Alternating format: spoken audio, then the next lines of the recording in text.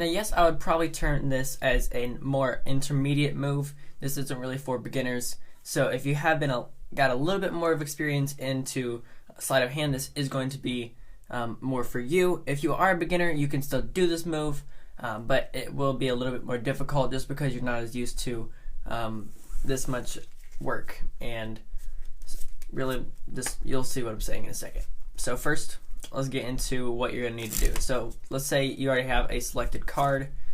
We're going to say the 5 of clubs for this example. And here, look, it is in the middle, as you can see. See what I'm saying?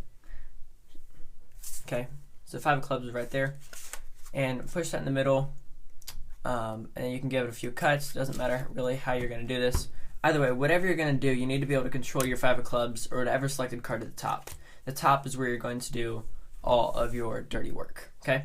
So whatever you're going to do, your card needs to be on top right there, okay? I don't care how you do it. If you want to do a pass, if you want to have a 4-ace production and your 4 aces are on top, it doesn't matter. Your card has to be on top for this to work. So your card's on top, and what you're going to do is you're going to set the card on sideways. The deck is now horizontal to you. You're going to riffle up the back so you have a break underneath this back card.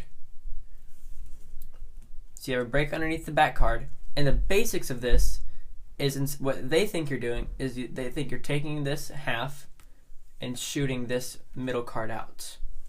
But when you do it fast enough, what you're actually doing, because you have this break, you're actually pulling out the middle cards, leaving this top card there, and shooting off the top card.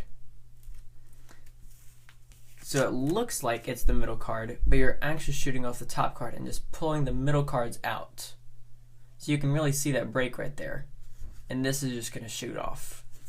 Now, how to actually do this is once you're here, your thumbs are going to be in the back, ring fingers are on the side, and middle fingers are on the side away from you.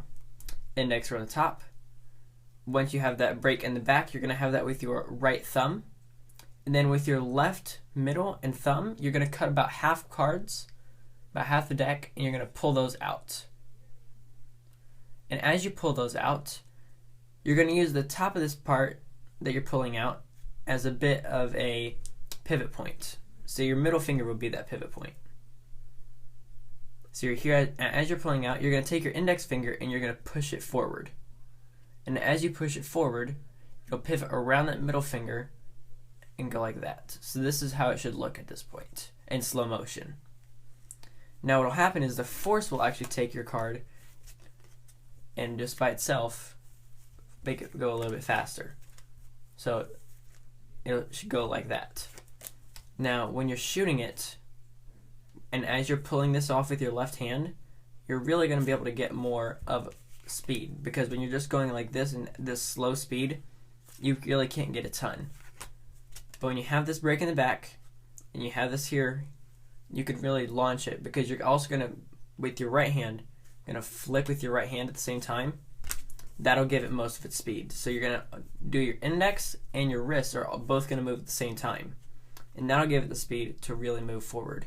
So it's going to be here, and that's how it'll move. And clearly that thing shoots out really fast.